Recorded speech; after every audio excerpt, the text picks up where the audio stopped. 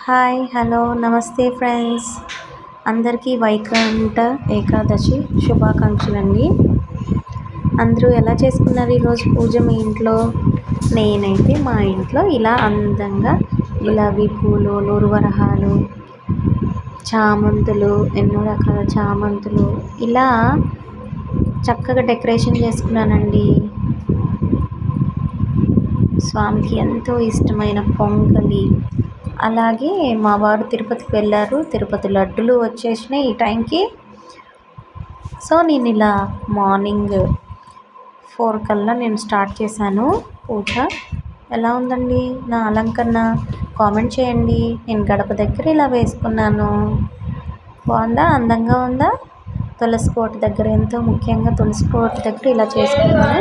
ఆ తర్వాత గుడికి వెళ్ళాను. అక్కడ ఎంతో బాగా లైటింగ్తో అలంకరించారు, ఇలా పూలమాలతో అలంకరించారు. వైకుంఠ దర్శనం జరిగిన తర్వాత మేము ఇలా లైన్లో నుంచొని వెళ్తున్నామండి స్వామి దగ్గరికి. చూడండి కమలాగా చేసి ధరించాలి స్వామిని.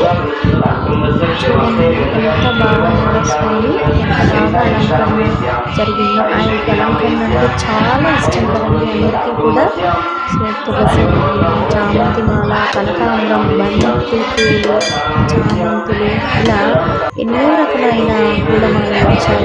ఇక్కడ చూడండి గుడిలోకి ఎంతో అందంగా రాముడు, సీత, లక్ష్మణుడు అందరూ కూడా ఎలా ఉన్నారో వాళ్ళు వెంట చూస్తున్నారండి.